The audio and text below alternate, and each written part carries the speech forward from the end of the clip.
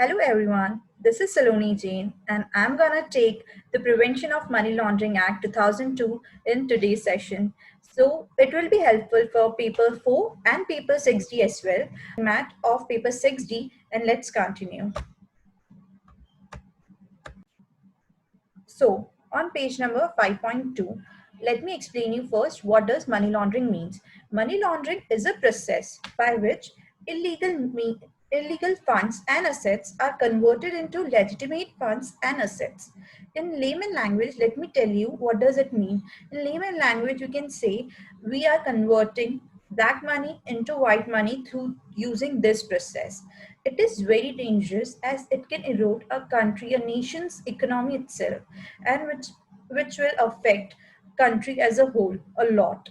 So to avoid this, to reduce this process, the criminal acts, our government introduced an act known as the Prevention of Money Laundering Act in 2002, so that they can control where the money comes from. The proceeds of crime can be reduced to the maximum level, and it will be helpful for all of us. Then what is this? What was the purpose of this act? There was two purpose. There are two purpose, I should say. See, the first purpose is to prevent money laundering, and second purpose is to confiscate the property derived from it. See, if I have earned some money through black means, through criminal activity, or which I haven't paid the tax, I'll use the best way to use that money is for to purchase some property or purchase something due to which the other person won't come to know that the original money used in purchasing this is of black money. To ensure ultimately to ensure curbing the tendency of committing scheduled offenses. Money laundering is basically a single process which can be broken into three stages. First stage, placement. Second stage, layering. And third stage is integration. So placement is first and initial stage where crime money. Suppose I have earned something from kidnapping someone. So the first that money is injected into formal financial system. Formal financial system, in easy language we can say the banking system, the regularized system. And then comes the role of second layer. First placement, then second layering. Layering, it is when money injected is layered. Suppose I have earned 1 crore rupees from that black terms or any proceeds of crime. Then I have broken it into a bunch of 10,000 rupees. There'll be 10 bunch, and then I'll spread it over different accounts and different countries so that the origin becomes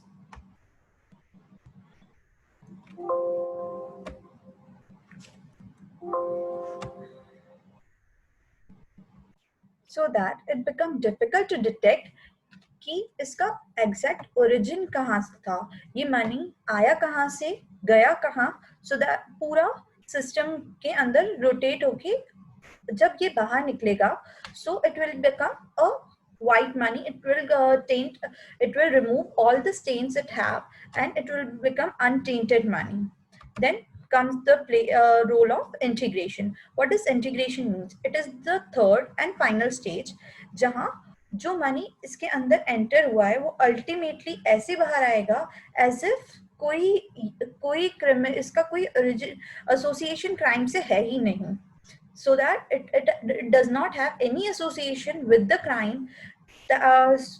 First, placement, layering, and integration. Placement is where it gets injected. Second, it becomes separated and spread over various transactions in different accounts in different countries. And third, integration, where the money gets cleaned and person receive the money as a clean money, and it becomes a clean money, and it becomes a part of formal financial system. Then let's There are multiple methods by which this money can be earned. Suppose it can be from stock market scams, like we all know Satyam scam and so many scams running around. By by creating bogus companies, drug trafficking, bribery and corruption, kidnapping, extortion, laundering, real estate में laundering, structuring, cash smuggling. There are many ways through which one with which money can be laundered and made illegal money is earned. So to avoid this, our government took a very good step and made sure that money laundering can be avoided to the maximum possible way. Mark this just for the MCQ purpose that the Prevention of Money Laundering Bill 1998 was introduced in the Parliament on 4th August 1998, and it received the assent of the President and became an act on 17 January 2003. So the act came into force from 1st July 2005. Though it was an act introduced in 2002, it came into effect on 1st July 2005. Now, let me explain you what does money laundering means with an example of Hawala. What, how Hawala works. For a system to work, it needs some agents among the part of it. Now, let's consider them as persons. See, uh, this is a customer who wants to transfer money to this pen. So, what he do? He contacts to this highlighter considered as Hawala agent. Then he informs how much money he wants to transfer to his his mate or to his person. Then what he'll do, the Hawala agent would contact to his partner in the country in which the customer wants to transfer the money. See, suppose this is the Hawala agent. So he'll contact to him, and he will, after authenticating the identity, will transfer money to this pen, to this person, to the one whom originally he wants to transfer the money to. So even we can take some example, like he wants to transfer 1 crore rupees. He gave he gives that money to this highlighter. Then the highlighter contacted to his partner, uh, and after authenticating the identity, he gave that 1 crore rupees to this pen, to this person, to the original person who wanted money.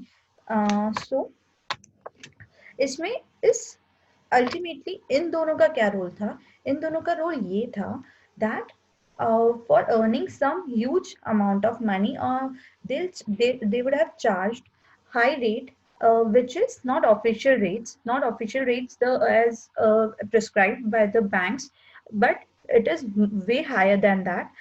उसने वो charge किया, तो ultimately इनके पास extra money collect हो गया और वो इनकी इनकम हो गई to transfer the money from here to here. So this is how it works. ये पूरा एक नेटवर्क होता है हवाला एजेंट्स का, where all the agents are connected and just वो सिर्फ एक फोन कॉल या एक नेटवर्क के थ्रू काम करते हैं. अल्टीमेटली पैसा कहाँ से कहाँ ट्रांसफर हो जाता है वो पता भी नहीं चलता है. सो इट्स वेरी डेंजरस, क्योंकि उससे एक गवर्नमेंट का अपनी कंट्री को बहुत ज़्यादा लॉस सफ़र करना पड़ता है. So let's move forward now to definitions part. Definitions generally, ये आप लोग ध्यान रखिएगा, generally all the definitions are covered in section 2 of all the acts. So even if you don't know the subsections, just mention section 2 of when you want to say you want to write some definitions part. So here section 2 clause P, section 2 subsection 1 of clause P provides that it is money laundering is defined in that section, but it has said that the meaning assigned to it in section 3. So ultimately just section 2 said the meaning of money laundering is assigned in section 3. So let's refer section 3 to understand what does money laundering means in legal terms, in terms of this act. So see here, uh, just remember the actions I am doing so that you guys can learn easily, even if in examination hall. Just remembering the actions, you will come to know what you are missing or which part you are missing. So look here. Whosoever, whosoever directly or indirectly attempts to indulge, knowingly assist, knowingly is a party, is actually involved in a process connected with proceeds of crime, in including its concealment, possession, acquisition, or use, and projecting or claiming it as untainted property, shall be shall be guilty of money laundering, offense of money laundering. See, whosoever attempts to indulge, knowingly assist, knowingly is a party, is actually involved in any process or activity connected or in a process or activity connected with proceeds of crime, including its concealment, its possession, acquisition or use, and projecting or claiming it as untainted property, shall be guilty of money laundering. I hope you guys are clear with this definition. So let's move to next definition, which is proceeds of crime. What does proceeds of crime means? Generally, कोई भी income जो आपने crime करके कमाई हो, you have earned while committing a crime, is known as proceeds of crime. Proceeds of crime, property derived or obtained किस चीज से? As a result of criminal activity. सबसे पहले तो आपने कोई प्रॉपर्टी डिराइव या ऑब्टेन की, किससे? Result of criminal activity. किस चीज से related? Relating to scheduled offence और value of any such property. समझ में आया? सी, प्रॉपर्टी डिराइव्ड और obtained as a result of criminal activity relating to a scheduled offense or value of any such property is known as proceeds of crime. I hope you guys are clear with this. So let's move forward with other definition. Payment system, I guess you guys can look into this. Then scheduled offense. There are three parts: offense specified in part A, offense specified in part B, if the total value is more than 1 crore, is 1 crore rupees or more, and part C of the schedule. So basically three parts: schedule, part A, part B, part C, but just the middle one have extra emphasis as the money limit is given, that is 1 crore rupees or the more. So if the you guys can refer the list which is given at the as an annexure to this chapter, where they have mentioned all the schedule, all the offenses covered under particular part of the schedule. Guys, I would recommend you to just learn part B and part C offenses, part B and part C offenses, so that all the other, except all those offenses, everything will be covered in part A. I hope you guys are clear till here. So then this definition, I think you guys can look into it. So let's come to, but still, once let's go through all the definitions quickly. So what does payment system means? It is a system, it connects a payer and beneficiary so that the payment can be effected. It enables payment between a payer and beneficiary involving It can be anything like clearing, payment, settlement service, or all of them. It includes credit card operation, debit card operation. Obviously payment system क्या होगा, कोई भी officially payment system जहाँ पे आप एक pair होगा, एक बेनिफिशियरी होगा, वो दूसरे को पेमेंट दे सके, that means payment system. That's it. So let's move forward to transfer, sale, purchase, mortgage, pledge, gift, loan, or any other form of transfer of right, title, possession, or lien. ये याद रखना, sale, purchase, mortgage, pledge, gift, loan, or any other form of right of transfer, title, transfer of right, title, possession, or lien. So, includes sale, purchase, mortgage, pledge, gift, loan, any other form of transfer of right, possession, or lien. Then other definitions, authorized person कौन, जो FEMA में जो definition है authorized person की, same definition would be applicable here as well. Banking company जो banking act में given है, same definition would be applicable here. Beneficial owner, that means an individual जो generally who ultimately owns or controls a client. Ultimately जिसको फायदा होने वाला है, someone who would be earning something, who would be gaining something out of it, will be known as beneficial owner.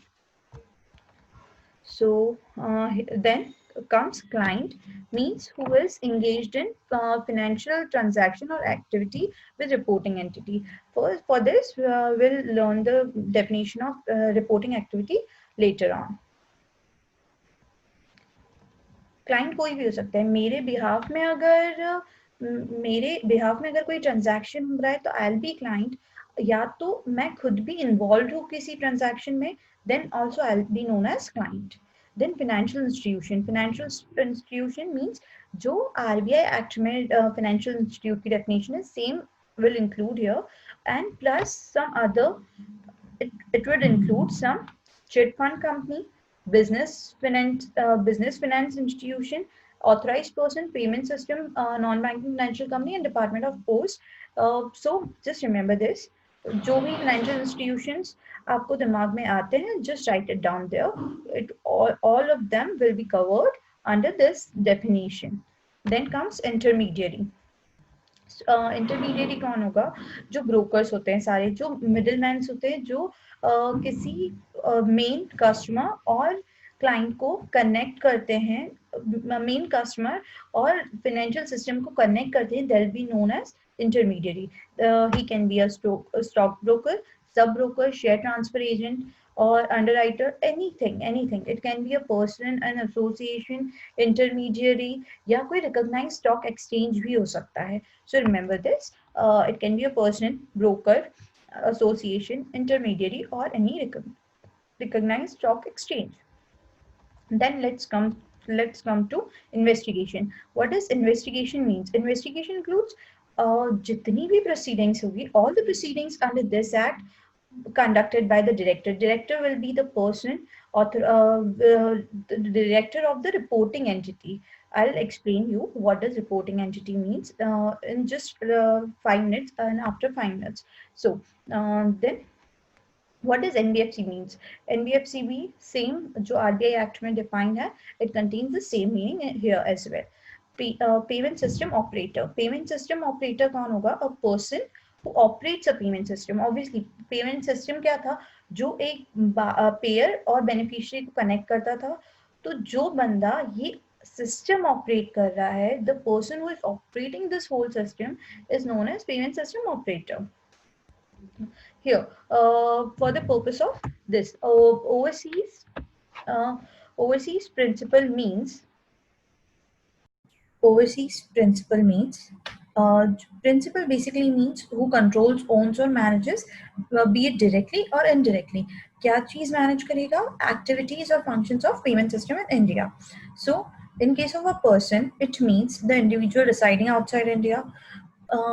In case of HUF, Karta, obviously Karta residing outside India. In case of any other form of, be it company, firm, say AOP, BOI, be it anything, then it will be it registered or unregistered, be it incorporated or unincorporated. It will be the person who is managing and residing outside India.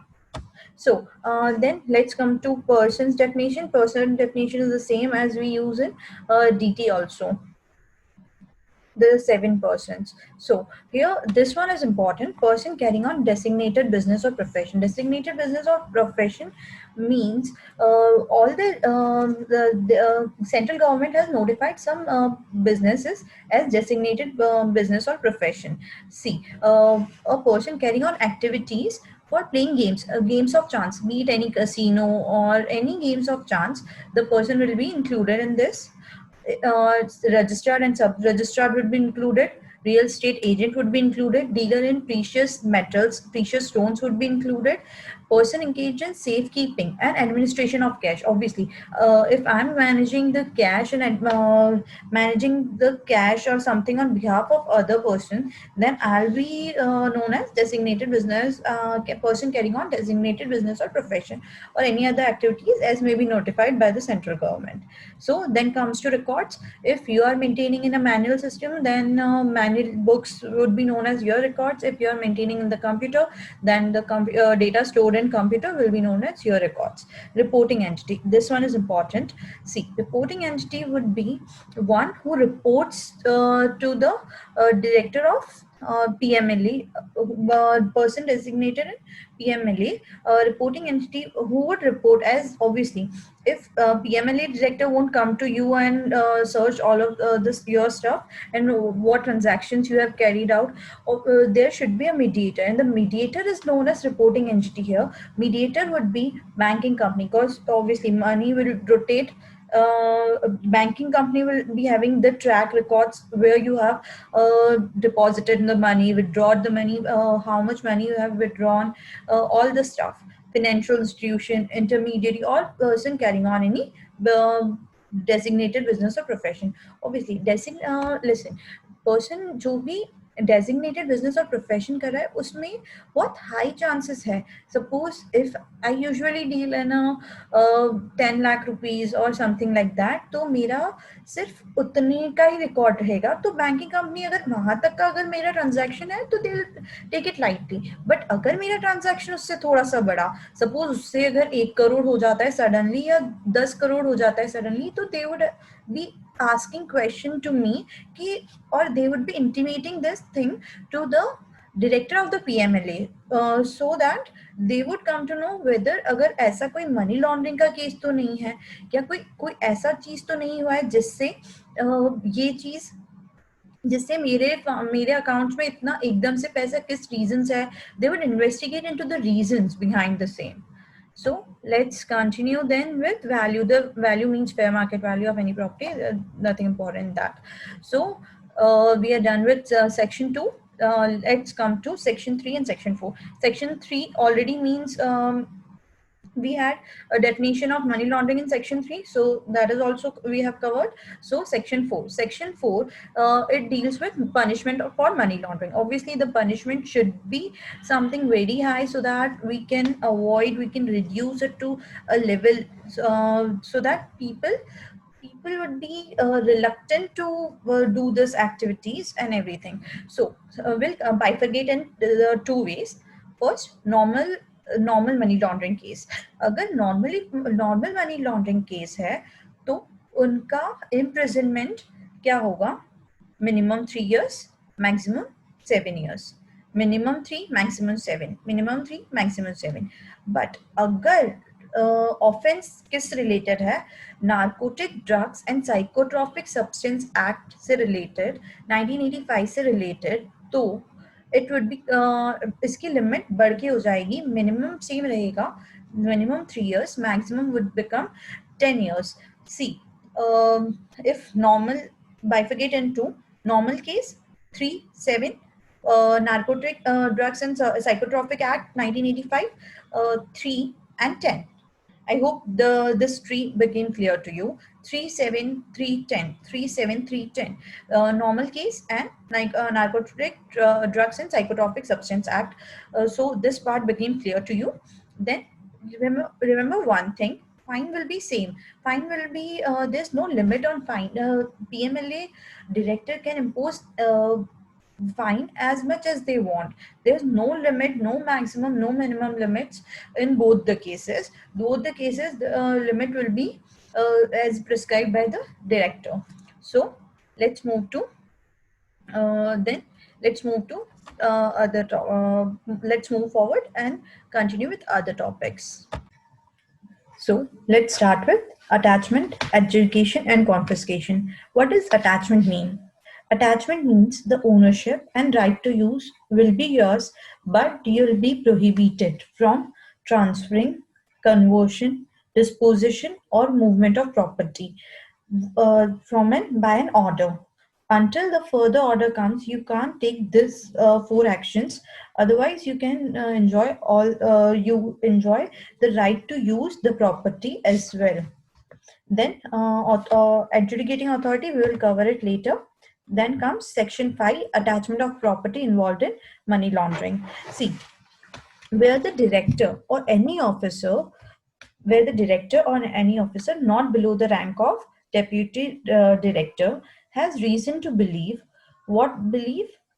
that any person is in possession of any proceeds of crime, या तो किसी person के पास कोई proceeds of crime है, and such person is likely to be concealed or transferred. Such proceeds of crime such person is going to conceal such proceeds of crime.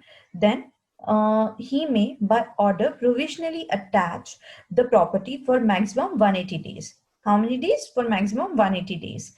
Listen, for computing 180 days, you must remember that High Court stay order period would be excluded, and a period of maximum 30 days from the date of order of vacation of such order shall be included. That means if today 29th January High Court has given stay order, so from today till suppose 17th May, the period won't be counted.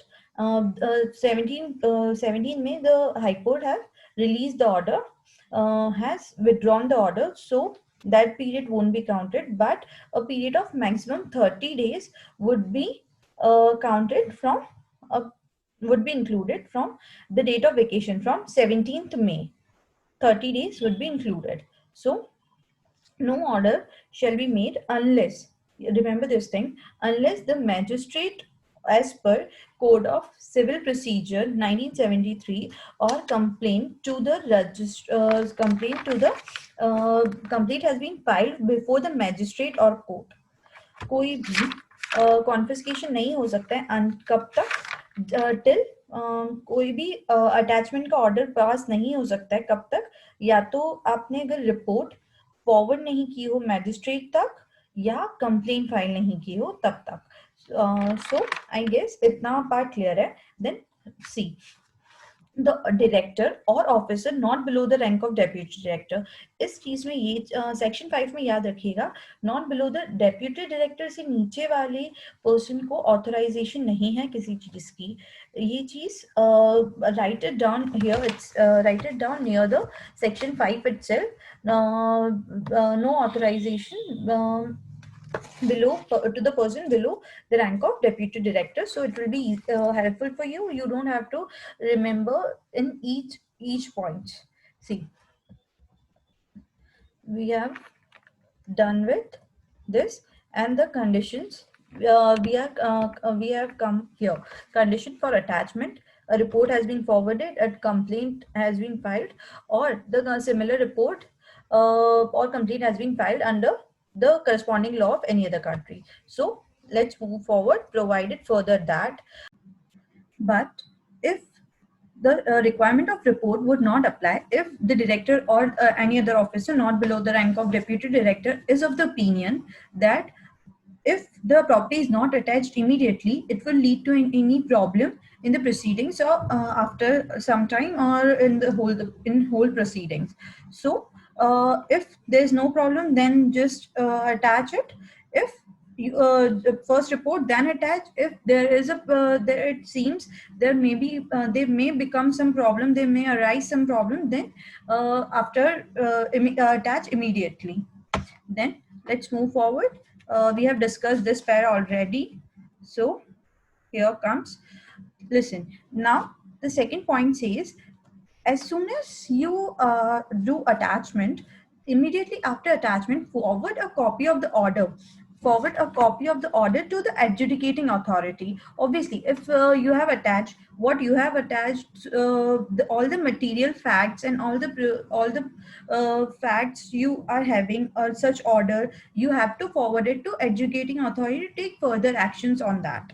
So let's move to next point. Next point is, every order shall have effect if, see, if I have attached something, as an officer I have attached something, so it will cease to have effect when, अगर after the expiry of 180 days, और उससे पहले अगर मैंने कोई second order pass कर दिया, तो विच एवर इज अर्लियर, सी या तो 180 डेज होंगे, या तो मेरा कोई स्पेसिफाइड मेरा अगर पूरी प्रोसीडिंग्स फिनिश हो गई है या कुछ भी, सो दोनों में से विच एवर इज अर्लियर, वो एप्लीकेबल, वो फर्स्ट ऑर्डर nullify हो जाएगा. Then move forward.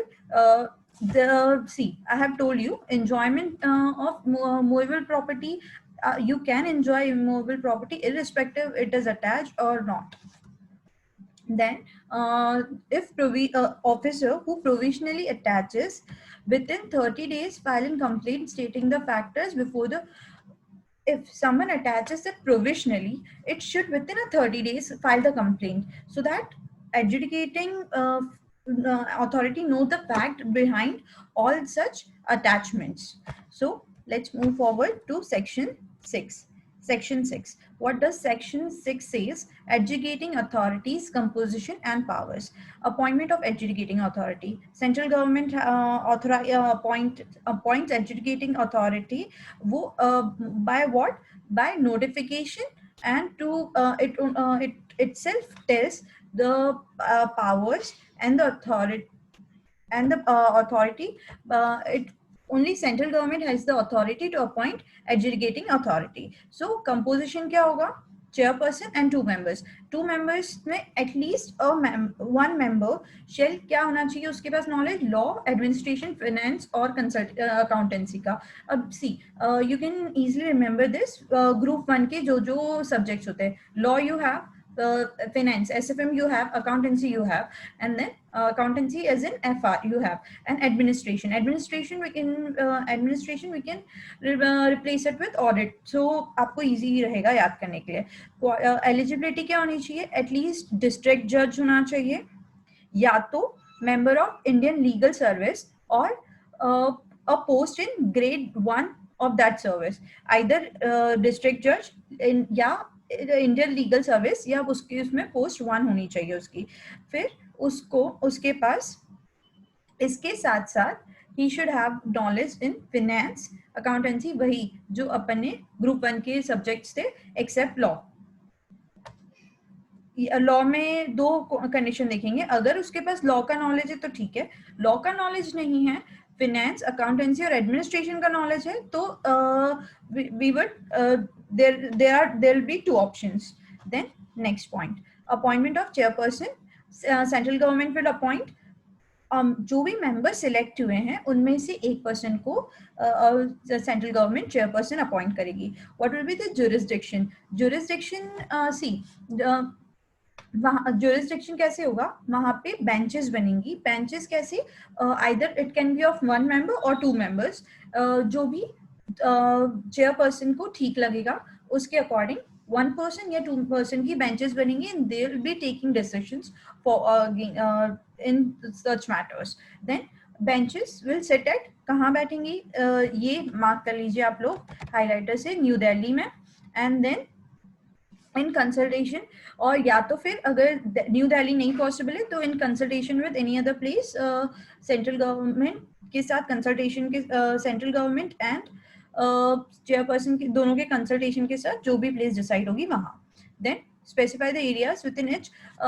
Central government notification में ये भी बताएगा कि कौन सी एरियाज में वो बेंच डिसीजंस लेंगे. सपोज एक बेंच है for any legal matter regarding to particular effects, कुछ और मैटर्स के लिए कोई और बेंच है, वैसे so that it does not become कोई एक बेंच पे बर्डन ज्यादा ना पड़े, सो दैट वो सेंट्रल गवर्नमेंट दोनों को दोनों तीनों बेंचेस जितनी भी बेंचेस होगी उसको प्रॉपरली एरियाज में बताएगा कि कहाँ कहाँ उनको नीड है.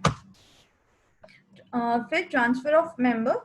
Chairperson can easily transfer a member from any one bench to another bench. Transfer of case or matter.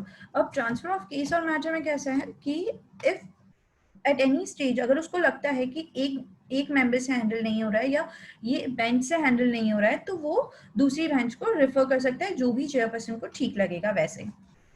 Term of office कितना होगा? 5 years.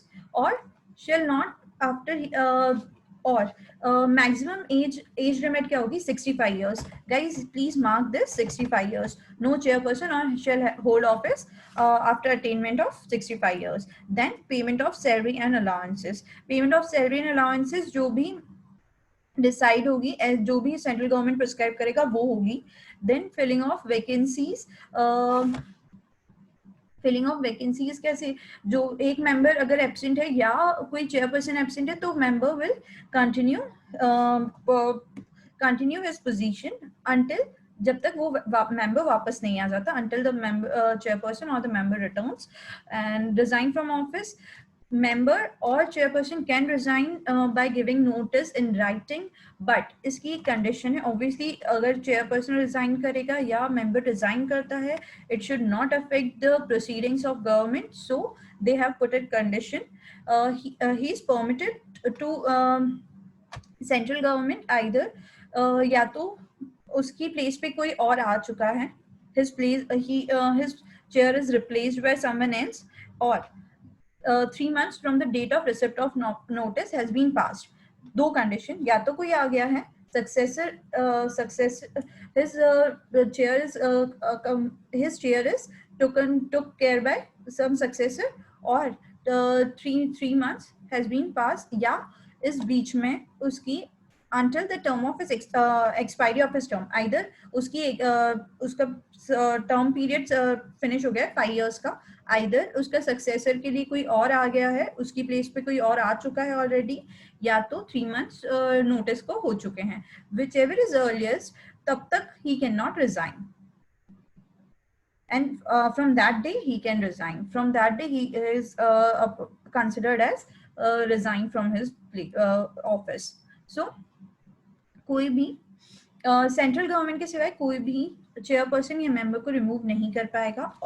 Occurrence of vacancy in the किसी भी सिचुएशन में when vacancy arise by reason of death, resignation और otherwise, in कौन सी place पे? Chairperson में. तो senior most member shall act as chairperson until the place is filled by someone else. Then discharge of function in absence of chairperson of AO. Discharge of function, agar the senior most person member will discharge the same function as if in the capacity of chairperson. Powers of AO to regulate its own procedure shall not be bound by AO has its own power to act in it does not need to be abide by code of civil procedure, but it should be guided by principles of natural justice and subject to the other provisions. जो भी उसको regulation है उसके सारे provisions जो होंगे उस basis पे. Then section 7, staff of adjudicating authorities. So the central government is the authority who will appoint adjudicating authority, and it also provides the adjudicating authority with such number of employees and officers as it may deem fit, and the salaries and allowances and other conditions of services of the officers also will be prescribed by the central government. And the officers and employees despite of appointed by central government, but they'll discharge their functions as in the superintendence of chairperson. The chairperson will guide them what to work, how to work, and in which field they have to complete their works. Then let's move to section 8, adjudication. Adjudication, section 8, adjudication. Listen, adjudication means, first we'll look into if the A, if the adjudicating authority has a reason to believe that any person has committed an offense of money laundering, it may serve a notice of minimum 30 days. Minimum 30 days, remember this, mark this, not less than 30 days. Then on such person, calling him to indicate sources of his income. First thing, sources of his income or earning, sources or sourcing of assets, from where the assets he has bought it, the means by which he has acquired the property. Property कहाँ से purchase करी, the किस income के through purchase करी, assets कैसे purchase किए, और income और अर्निंग कहाँ से आ रही है, उसका क्या सोर्स है, ultimately what he is doing to earn such income, and to show cause why all or any of such property should not be declared to be property under money laundering and confiscated by CG. It should make sure it is the burden of the proof that the property is not covered under money laundering is lies on the person who has been asked about the declaration and submission of the informations. Then if the person is if the property is held by jointly held by some person, 2 or 3 person, then all would be served such notice. All then if on behalf of if someone is holding the property on behalf of such other person, then that person also would be served a notice. Then second point, order. If after adjudicating authority, after considering the reply to the notice and hearing the aggrieved person, and the director or the person authorized by him shall by order declare that all, or after considering everything, they'll decide whether the property is considered as a property or as a property involved in money laundering or not. We'll refer it in the notice itself, where the A decides whether that the property is involved in, first thing, either it will decide that it is covered in money laundering, or either it will decide it is not covered in money laundering. So if it decides that it is covered in money laundering, then by order he will confirm the attachment of the property. That okay, now if obviously if the property is under money laundering, then it would be confiscated by the central government. Then where the provisional order of attachment has been confirmed, the director or the officer by him shall take the possession of property attached in such manner and as may be prescribed. Obviously if it will take the possession within itself, and then confirmation of execution of past order. Here it will confirm it. Then in case of provisional order, we are done with this, and property involved be confiscated to the on the conclusion of the trial. The special court finds that offense of money laundering has been committed, then such property shall stand confiscated to CG, and if the offense shall confiscate to CG, and if is not committed by order, then it will release the property. Either it will confiscate the property or it will release the property, depending on the whether the offense of money laundering has been committed or not. The order of, if it is not practical, if it is not practical to take the possession of the property, the order of confiscation shall have the same effect as if the property has been taken possession of. Obviously, if of immovable property, we cannot take the whole possession, but we can just, it will be treated as the possession is with us, with this central government. Then, where the trial under this act cannot be conducted by the reason of death of accused or the accused being declared as a proclaimed offender, any of the reason, then special court shall pass the appropriate order. Obviously, with either of the case, it will part as if the order has been passed in presence of the accused person. Then direction to CG, by where the property stands confiscated to CG, then the special court may direct the CG to restore such confiscated property or part thereof to claimant with the legitimate interest in the property, who may have suffered a quantifiable loss as a result of offense of money laundering. Then let's move to, I hope you guys are clear with this till now. Then let's move to vesting of property in central government. So the property will be vested in central government free from all encumbrances, and all the rights and transfer in regards to such property will be transferred to central government. Then if this special is of the opinion of if someone if someone comes up to just, but it will not discharge any person from the liability of such encumbrances which may be enforced against such person by suit for damages. Obviously, अगर मुझे कोई मैंने कोई मुझे कोई liability पे off करनी है as a reason of suit for if a suit is filed against me for damages, then it would this act would not discharge me from that liability. Then let's move to section 10. What does section 10 says? Management of property is confiscated under this chapter. CG will confiscate as the property is confiscated by CG and West under this name of CG. The CG will itself will appoint as many officers as it may deem fit to perform the functions of an administrator.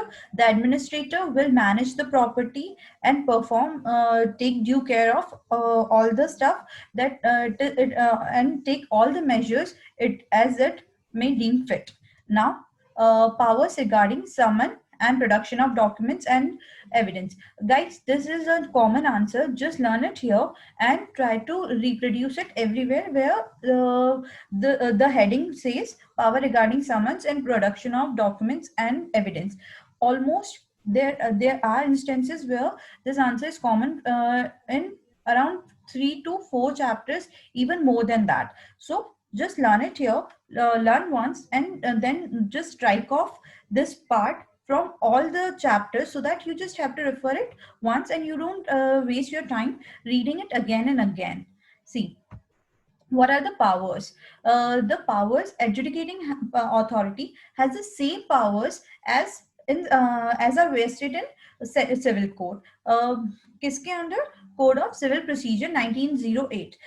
Code of civil procedure 1908 के अंदर जो भी powers दिए गए हैं civil code को, the same power will be given to same powers are given to adjudicating authority. They are discovery and inspection, enforcing the attendance of any person. It can enforce any person to for the attendance, be it any officer or anything, and examine him on oath, compelling the production of records, receiving evidence on affidavits, issuing commissions for examination of witness and documents, any other matter which may be prescribed. Then all the persons so summoned would be bound to attend in person. Remember this, bound to attend. Whereas the CG may give relief to some persons if it as it may deem fit.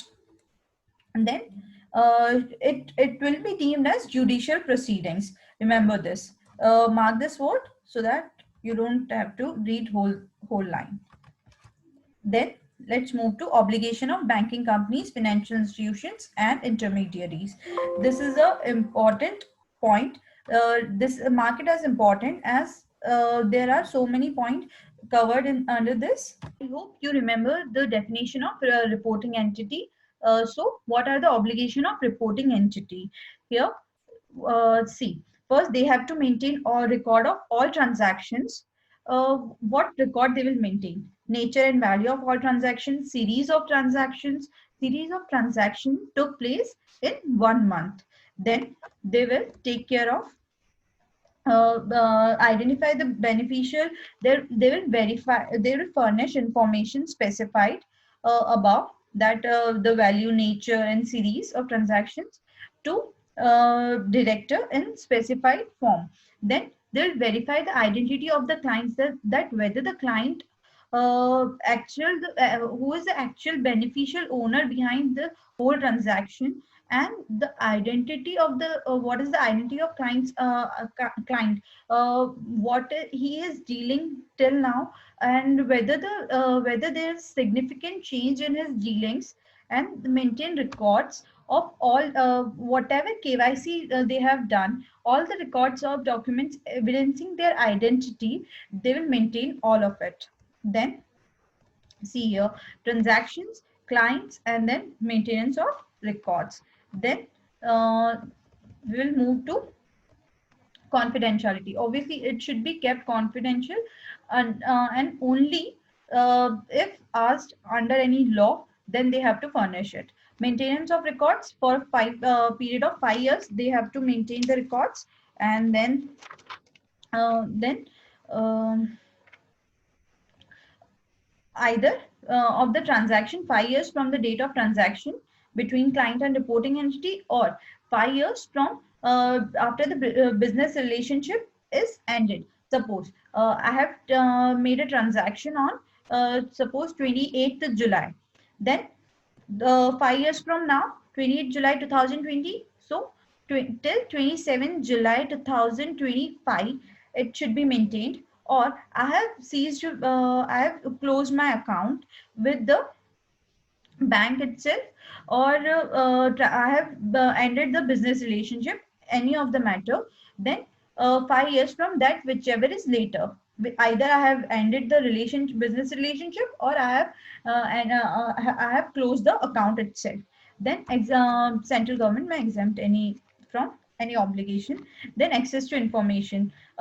Director can ask anyone to furnish and ask reporting entity to furnish any information, and shall be required. Every reporting entity shall be required to furnish. It will be mandatory for the reporting entity to furnish the information asked by the director, and but it should be kept. The information should be kept confidential. Confidentiality should not be broken ever. Then section 13, powers of director to impose fine. Then first point, inquiry from director. First, the director, either on his own motion or on an application made by an authority, can can make inquiry with regards to the obligations of reporting entity. And the audit, it can also it has the power to conduct even the audit of it has the power to ask someone to do the audit of records, so that it may know what are the obligations the reporting entity has not fulfilled. Then all the expenses will be borne by central government. And then if there is any failure in compliance with the obligations, then first director will issue a warranty in writing, then direct reporting entity to comply with specific directions, or direct such reporting entity to send periodical reports, or impose. Then the last resort is impose penalty, which may be 10,000 to 1 lakh per failure. Then let's move forward and see. Impose penalty, just mark down the penalty in case it will be needed. So forwarding of copy of order, it will forward to director will forward the copy to every reporting entity and who is the party to the proceeding as well. Then no civil or criminal against the report. Obviously, remember this thing in for whole law, that no civil or criminal proceedings will be carried on against reporting entity, its directors or employees in certain cases, as they are formed under the act of government. They cannot the government cannot let the officers appointed by him appointed by it to suffer. So this section gives immunity to reporting entity, its directors and employees, that no proceedings will be conducted against them. Then let's move forward. The procedure and manner of furnishing information by reporting entities. The procedure and manner will be prescribed by CG. Then let's move forward. Summons, searches, and seizures, etc. Power of survey. The power of authority to make survey is just a second.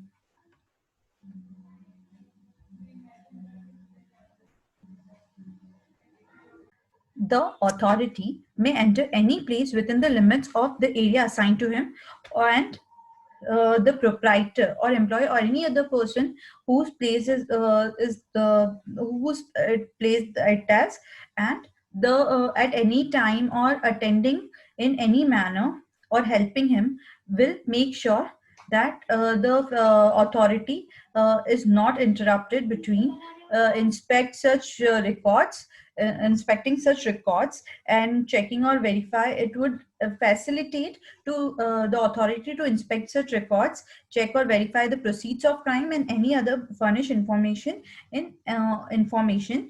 which as may be needed by the authority. Then let's move forward to copy of second point, copy of recorded reasons of survey to be forwarded to AO. As soon as the inspection takes place, it should immediately after completion of such survey forward a copy of the reasons so recorded along with material or the findings with it in a sealed envelope. Then course of action concerned by concerned authority, they'll place marks of identification on the records, place marks of identification on inventory, and then record the statement of any person. Then section 17, search and seizure. Power of director or other officer for search and seizure. The director not below the rank of deputy director. See, again it is related to section 5. I hope you guys remember section 5. Also we have seen the same line, not below the rank of deputy director. Has reason to believe that any person has committed either act of money laundering or is in possession of proceeds of crime, or is in possession of any records, or is in possession of any property related to crime, then then the officer can enter any building, break any lock of any door or anything, seize any record, place marks of identification, make a note or on an inventory, or examine any person on oath. Then the exception will be same as the exceptions given in section 5. I hope you remember the report part, that the report has been forwarded to first, either a report has been forwarded to magistrate, a complaint has been filed before magistrate, or a similar report has been filed in any to any person equivalent to Government of India or not below the rank of Additional Secretary of Government of India. So, or any other officer who may be authorized by central government by notification. This part is similar for section 5 and section 17, guys, do mark it and mention it similar point, so that you can link the sections and it will be easier for you to remember the points. Then let's move forward and second, order to freeze property by an authorized officer, where it is not possible, not practicable to seize the property. Then it may pass an order to freeze the property, wherein the uh, the property cannot be transferred otherwise without the prior permission of the officer. Then third point, forward of recorded reasons to A. Just immediately after search and seizure, all the reasons to be recorded in writing and to be transferred, to be given, to be provided to adjudicating authority in a sealed envelope. Then authorization for search of seizure and of evidence. If during survey it is found that any evidence is concealed or tampered, then it and located uh, located in some building, then they are not required, they don't require any further authorization to enter or search any building or place. Then first point, filing of an application for retention of record. Filing of retention within a period of 30 days, it should file a report request for retention of such record, then before the adjudicating authority. Let's move to section 18, search of persons. So section 18 deals with search of person. Then first point, authorization for search of pension. See, the authority, if the authority has reason to believe that any person is secreted in under his possession or ownership or anything, then he may search that person or seize such record as it, which may be useful for such proceedings. And the again similar point came. Section 5, section 17, and section 18 has the similar point.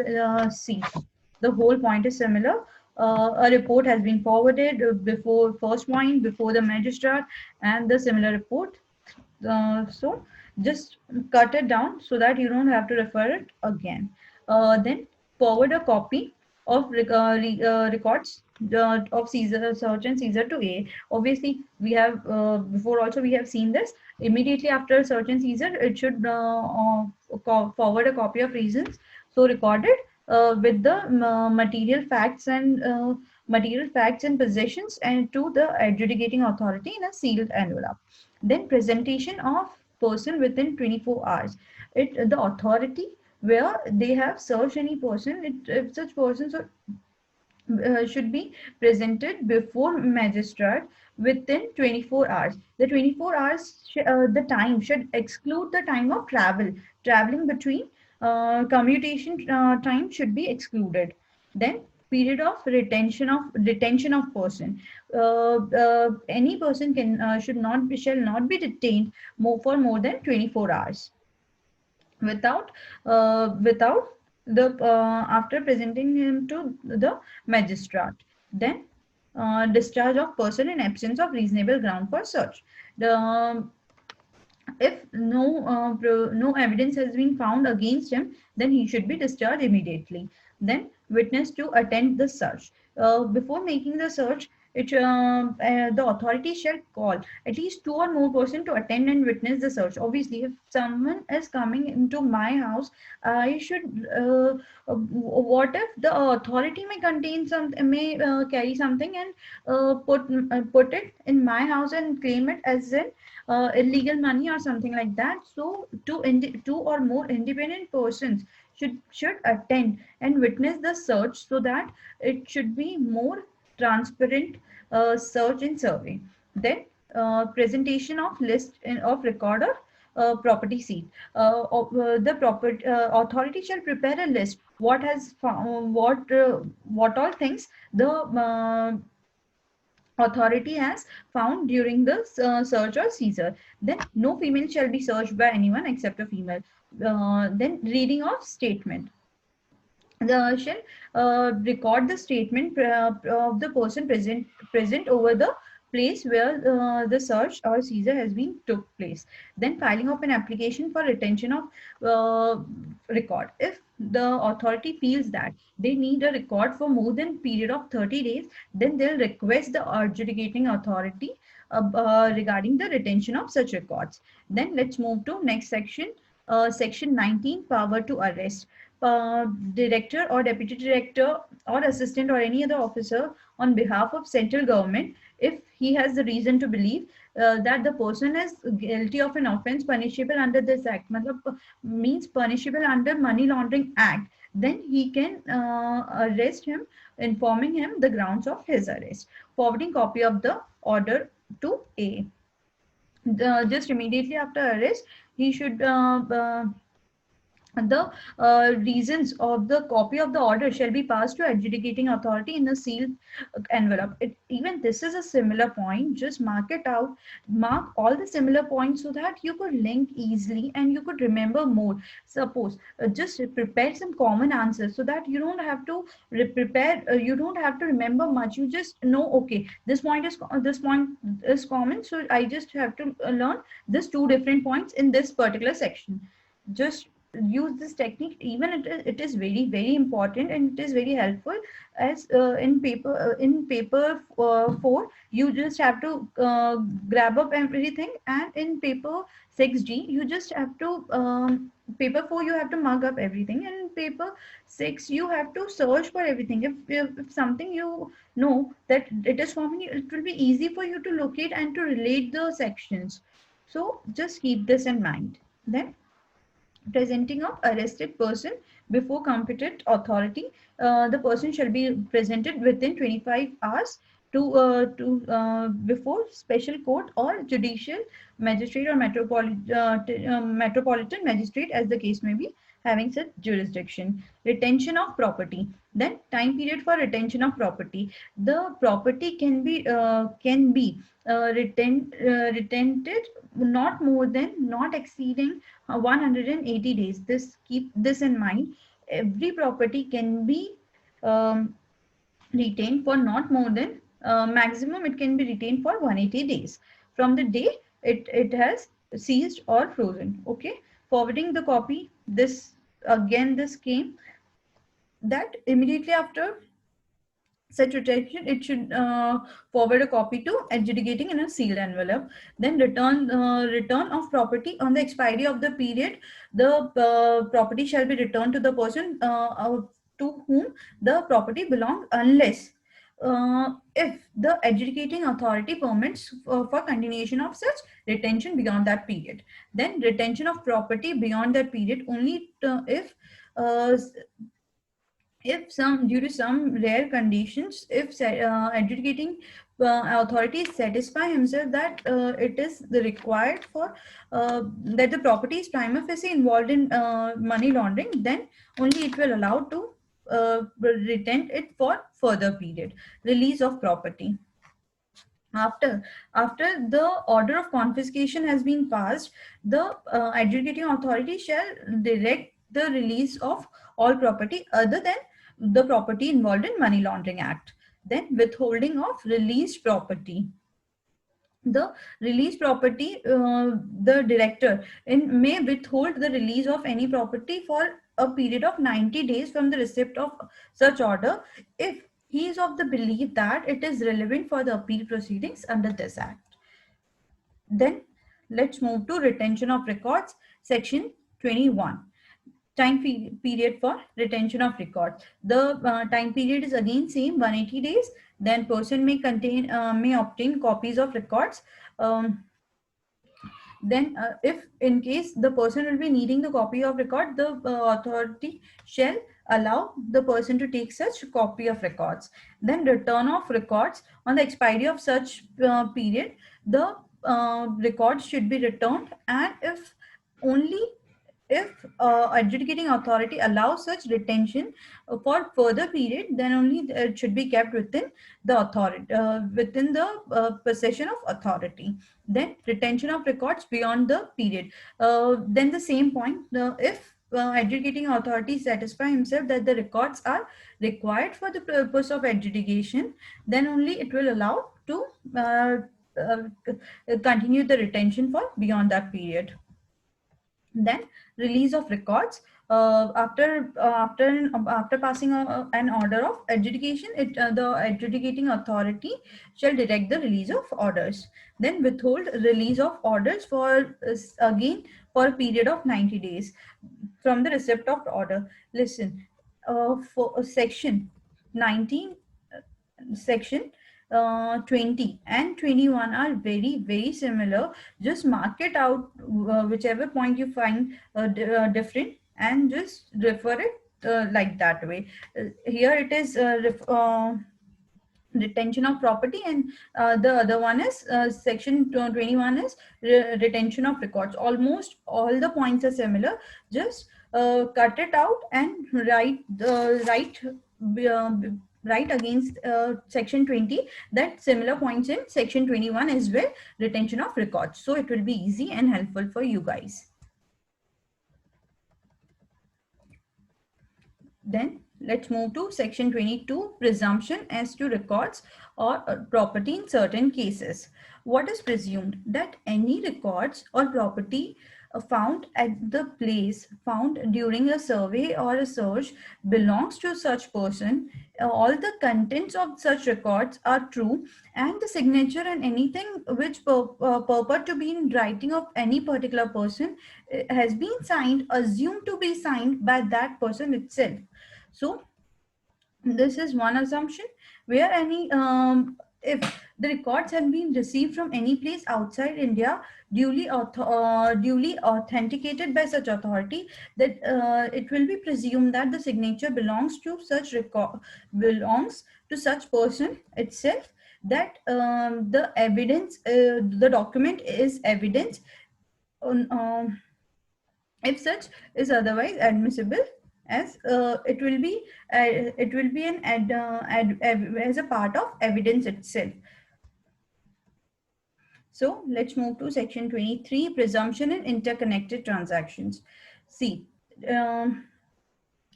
if unless otherwise proved, it will be considered that all the transactions involved in money laundering are interconnected transactions, and unless it is proved otherwise. Keep in mind this. Burden of proof lies with the person who is charged with the offense itself. In case of any other person, if the may proceeds, in case of any other person, the authority or court may presume that such proceeds of crimes are involved in money laundering.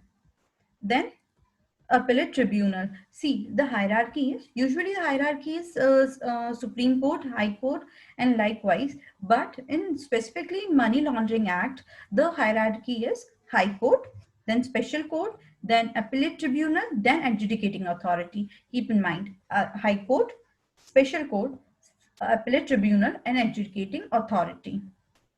Then, then let's move forward and move forward to section 25, that is establishment of appellate tribunal.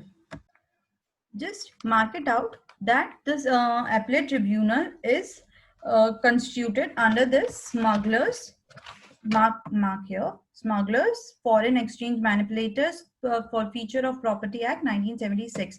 Just mark this as you may see this as an MCQ part. And then let's move forward to section 26. Section 26 deals with appeals to appellate tribunal. First, High Court, hierarchy is High Court, then Special Court, Appellate Tribunal, and Adjudicating Authority. So if anyone is, if the director or any person is or aggrieved by the order of adjudicating authority, or any person is aggrieved by the order of director, any FBI is aggrieved by the order of director, then they can appeal to appellate tribunal within 45 days from date of copy of such order is received in prescribed form with the prescribed fees. Then the AT may allow extension if sufficient cause is found. If AT may confirm what will be the rights of AT? It may confirm, set aside, or modify the order. Even if someone is aggrieved by order of even AT, then they can appeal to High Court under section 42. Under section 42, within period of 60 days from the date of order, is communicated on any question of law or fact. Mark it out, question of law or fact. Only if any question of law or fact, then only they can appeal to High Court. Then High Court will allow extension if sufficient cause is shown up to 60 days. Then procedures and powers of appellate tribunal, section 35. So section 35 again tells us that appellate tribunal is not bound by the procedure laid down by Code of Civil Procedure 1908, and it shall be guided by the principles of natural justice, and shall have powers to regulate its own procedures. Then the appellate tribunal will be having the same powers as are vested in to the central court, that are summoning or enforcing the attendance of any person and examining him on oath, requiring the discovery and production of documents, receiving evidence on affidavits and provisions, requisitioning any public record or document, then issuing commissions for the examinations of witness of documents, reviewing its own decisions, dismiss a representation for default or deciding it, ex parte, setting aside any order of dismissal or any representation for default by any order, and passed it as ex parte, and any other matter as may be prescribed by central government. Then any order shall be executable by shall be having the same any order by the appellate tribunal will be having the same authentication as of civil court. Then may transmit any order having local jurisdiction and shall execute the order as if by that court. Then all proceedings shall be deemed to be judicial proceedings. Distribution of business amongst benches. Chairman will distribute all the distribute the benches in notification. Then as it may deem fit. Then power of chairman to transfer case. But chairman has the power to transfer case between benches if it may think it is required. Then decision to be taken by majority. Decision to be taken by majority, no matter whatever the case may be, even if the case is stuck in between the third member of the appellate tribunal, the whole case shall be reheard in front of the third person, and the old persons can be even a part of it, can even form a part of it, and then the decision shall be taken taken as per the majority. Then right of appellate to take assistance of authorized representative and of government to appoint representing officer, section 39. That is a person, whereas a person, even the appellate has the right to choose a representative. It may happen that the appellate does not have a proper idea regarding in some matter, so it may appoint an authorized representative on its behalf to present his case before the appellate tribunal, and as well as the government, central government and the director can also appoint their representatives as well. Members shall act as a public servants. Then they shall be deemed as public servants. Civil court not to have jurisdiction. Civil court cannot entertain any suit or proceeding in respect of this act. Uh, the right to enforce any suit or proceeding shall still vest with a director, adjudicating authority, or the appellate tribunal itself. Then appeal to High Court, we have already covered it with section 25. Then let's move to special court. What does special court means? Special court is same court, means a court of session designated as special court. If the authority, if the central government designates some court as special court, they'll be known as special court under this act. Who has the right to empower any court as special court? Central government in consultation with Chief Justice of High Court. Mark it as important, this line. Central government in consultation with Chief Justice of High Court, they will designate the existing courts as special courts for that particular area or areas. Then section 44 clearly provides that it overrides the procedures of Code of Civil Procedure and provides that it has their own right to lay down its own procedure. An offense is if the offense is punishable under section 4 and any offense related to such or scheduled offense is committed, then it shall be triable only in special court. Remember this, only in special court. Here, triable only in special court, and such special court shall take cognizance of any offense only upon complaint made by the authority authorized under this act. If some other court has taken cognizance of such offense, such scheduled offense, which is not in special court, then it shall pass on such case to special court upon an application filed by the authority. Then the special court shall continue such case as per the procedures laid by the Code of Civil Procedure Code 1973. Sorry. Then let's move to next section. The next section is cognizance to be offenses to be cognizable and non-bailable, section 45. Guys, mark it as important. It is an important section. So no person shall be released, no person accused of an offense under this act shall be released on bail or on his own bond unless, it means otherwise generally no person shall be released, but if such conditions are fulfilled, then person are eligible to be released on bail or any bond. That is, the conditions are: first, if the public prosecutor has been given an opportunity to oppose the application of bail, and where even the public prosecutor opposes, but the court is satisfied that the person will not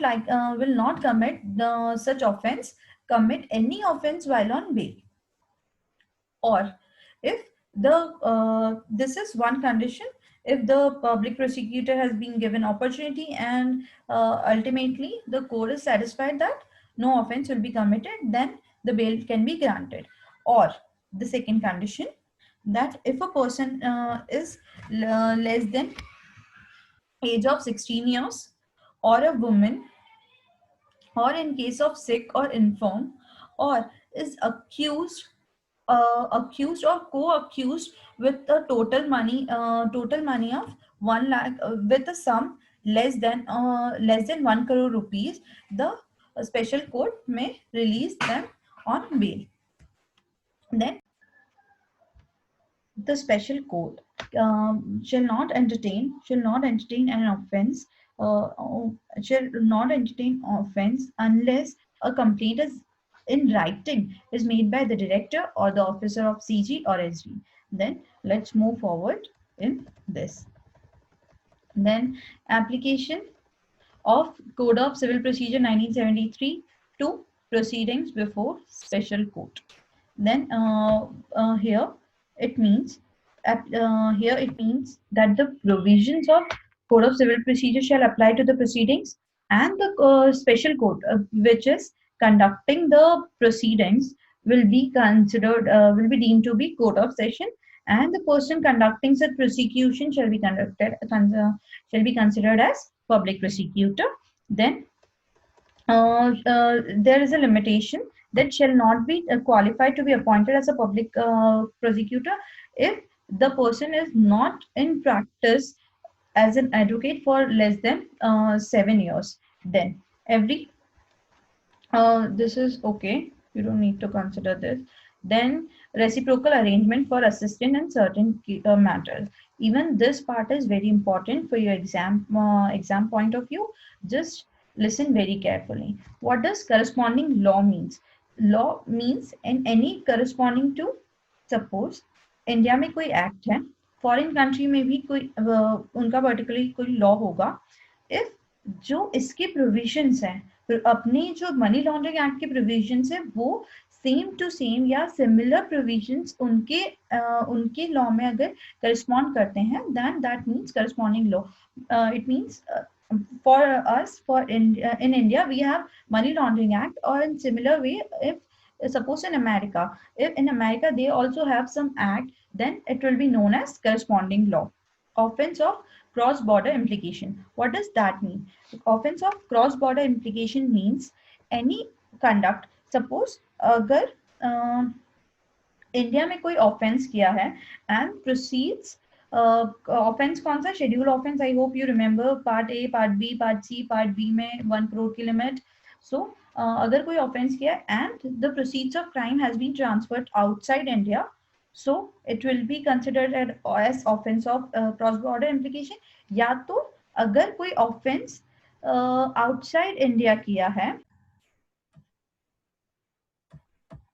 then and अगर कोई offence outside India commit किया गया है but उसका proceeds of crime has been transferred to India, then it will be offense of cross border implication. मतलब एक country में offence किया एंड उसका प्रोसीड्स ऑफ क्राइम दूसरी कंट्री में ट्रांसफर किया, be it India or be it outside India. So that will be known as offense of cross border implications under this act. Then let's move forward to the explanation of contracting state. Contracting state मतलब क्या, जिसके साथ CG का agreement हुआ है and a country which is outside India, and there has been an agreement between CG and that country through treaty or otherwise, that will be known as contracting state. जिसके साथ agreement है वो होगी contracting state. Agreements with foreign countries. What will be the agreements that will be entered with foreign countries? So firstly, enforcing the provisions of this act into that place also. Then second point, exchange of information between both the countries. First, they'll enforce the provisions of this act into their country, and they'll help us in exchanging information for the prevention of any offense. Then it may the CG may inform us about the conditions, exceptions, and the arrangement that has been entered between any contracting state. Then let's move forward to next section, that is section 57, letter of request to a contracting state in certain cases. How the letter of request has been: if when an application is received by special court that any evidence is required in respect of investigation. ये तो बात हो गई application किसकी, किसने receive की, but किसने application की. एप्लीकेशन कौन कर सकेगा? इन्वेस्टिगेटिंग ऑफिसर और any officer superior in rank to investigating officer. Then अगर उसको ऐसा, उस ऑफिसर को अगर ऐसा लगता है that such evidence may be available with contracting state, and with this the special court gets satisfied that yes, it is necessary for the case, for the proceedings to bring here the evidence, then it will, then the court or authority, special court will send a letter to the court or an authority in the contracting state competent to deal with such matter. Such matter can be examination, facts or circumstances of the case, take such step as the court, special court may specify in the letter of request, or forward all the evidences so taken or collected to the special court issuing such letter of request. So let's move forward, and then The CG will prescribe the manner in which the letter of request shall be transmitted, और जो भी वहां से receive होगा, everything will be recorded as an evidence. So let's move forward, and then section 58, assistance to contracting state in certain cases. Now, the way we have sent the request to other country to contracting state, we may receive a request from the contracting state as well. See, the CG will receive the request by contracting state, and then the CG will follow a procedure for which the requisite amount of investigation is kept.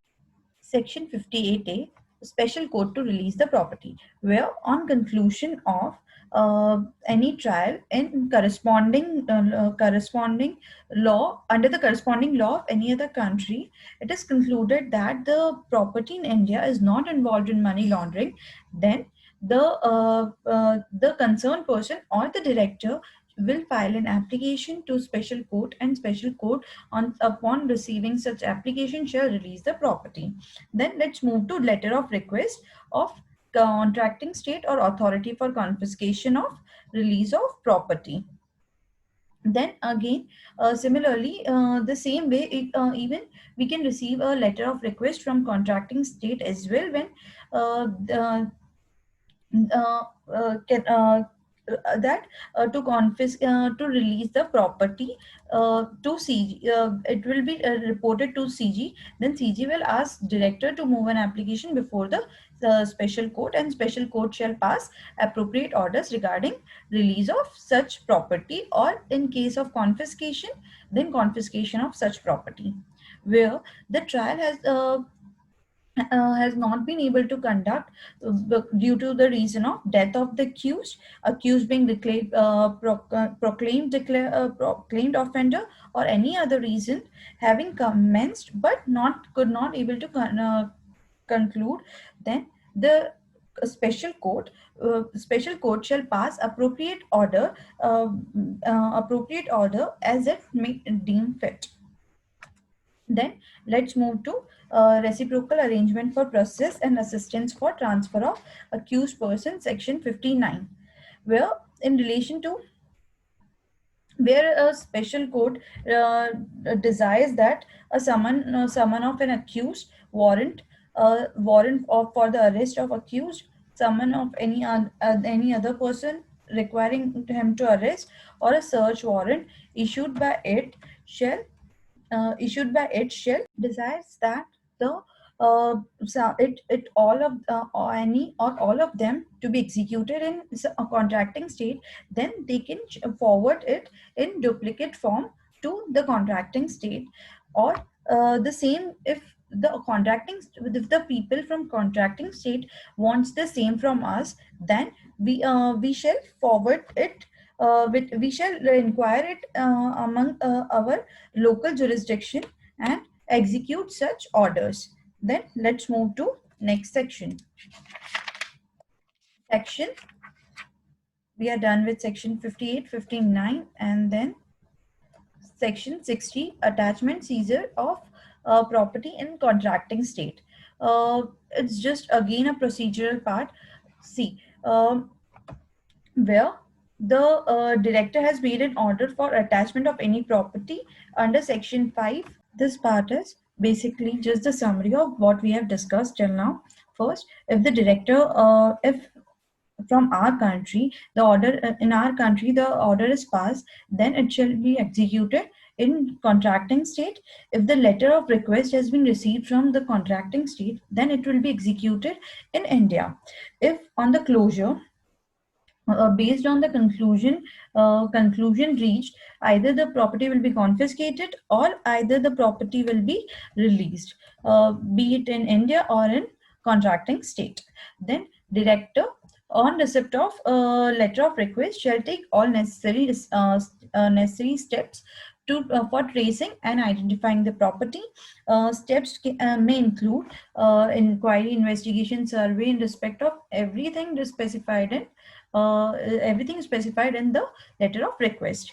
Then it will be carried out according to directions of issued in accordance of this act, and the provisions shall apply to even the property in contracting.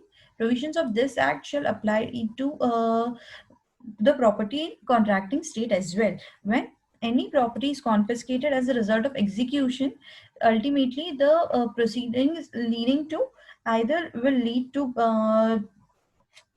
investigation, and the property will be returned after deducting all the considering all the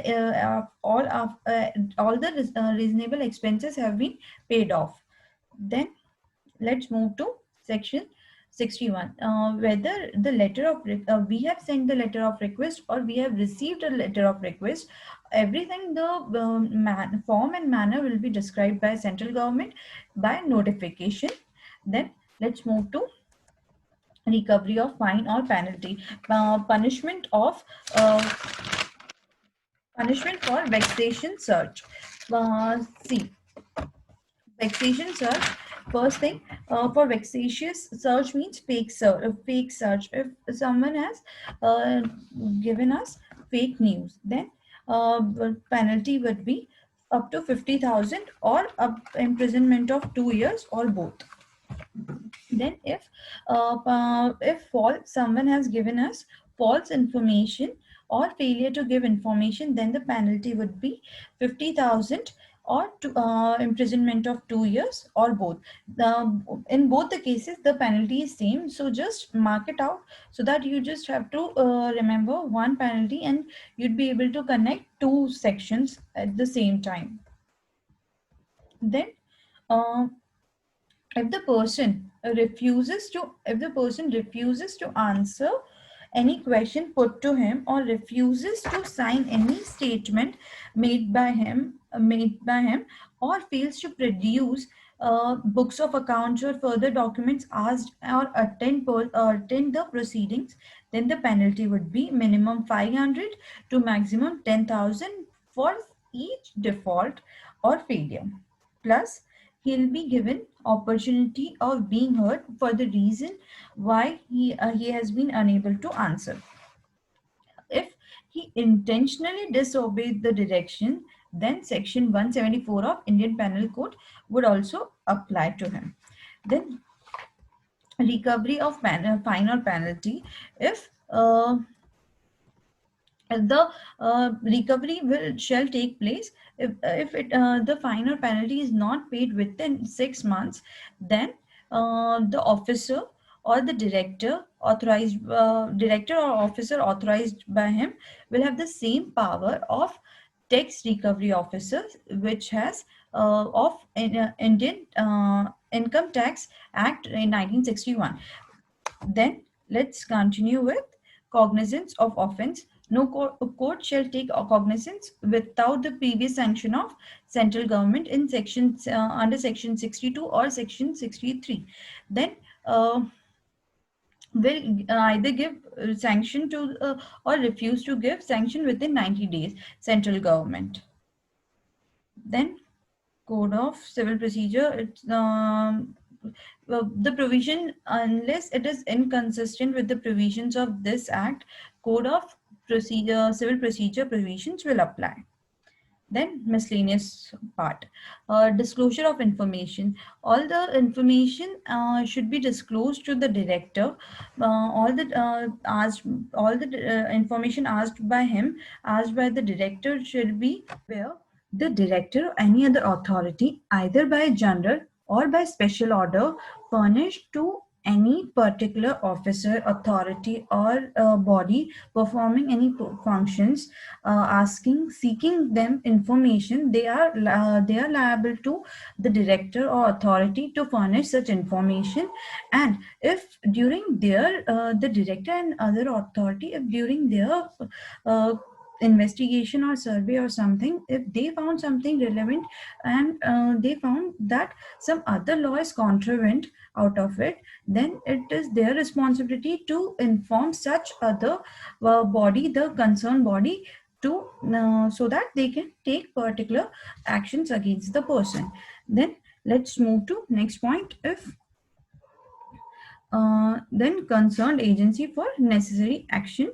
Then bar of suits in civil courts, section 67. No suit shall be brought in any civil court, so that regarding in the, against the order taken against the proceeding taken or ordered made under this act, and no prosecution shall be made against the government or anyone else, government or any officer of the government who has taken or done something in good faith.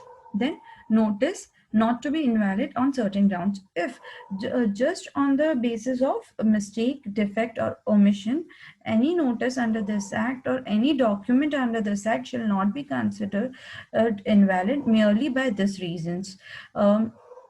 If the intent and the proceeding in substance will is for the purpose of this act and is in good faith. Then recovery of fine or penalty, we have already discussed it. If offenses committed by companies, if a company commit an offense, then the company, along with the company, the person controlling the company, who is in charge of the conduct of the business of company, will also be liable for the will also be guilty of the contravention of this act. And if it shall not apply if he has took due care and he has properly worked properly to prevent such contravention. And if any manager, director, or any other person is also liable for such act or is found guilty during the investigation, then he shall also be liable for proceeding against and punished accordingly. Then let's move forward. And act to have overriding effect, be it any other law, this act will override every law for the time being in force. Then continuation of proceedings in the event of death or insolvency. We have already discussed in between what will happen if in case of death or insolvency. Then let's move to power to make rules. CG will have the power to make rules. Then in particular, what will the powers, generally what are the matters that will be that CG will take care, the form in which records are given, the manner of provisional attachment.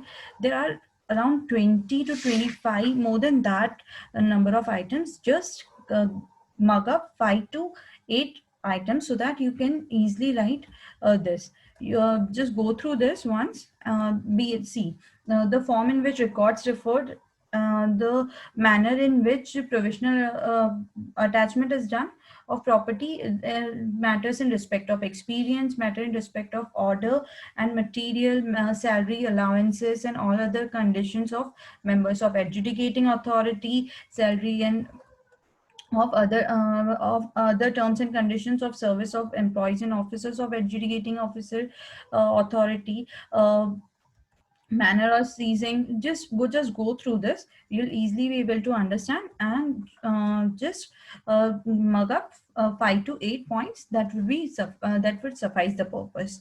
Then see, learn the easy ones. Manner of identifying beneficial owner, which you can connect with other sections as well, so you'll be easily able to remember all these points. Then let's move forward to rules to be laid before Parliament. All the rules under this act shall be laid before House of Parliament and shall be approved in the Parliament before taking it in effect. Then power to remove difficulty, that was a transitional provision, so you don't have to you just strike it off. That would be enough. So with this, we are done with the chapter, the Prevention of Money Laundering Act 2002. I hope you liked the video. I hope it would help you.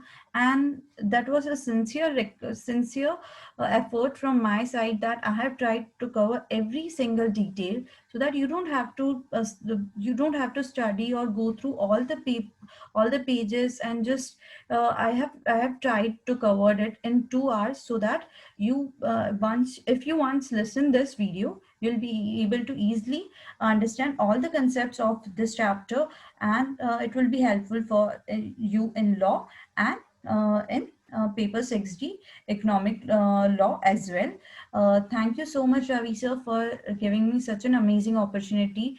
And I would request you all, if he has taken such an amazing initiative, just support him, and just like the video, share the video, and subscribe to his channel for such amazing initiatives. There are many more to come. Thank you so much.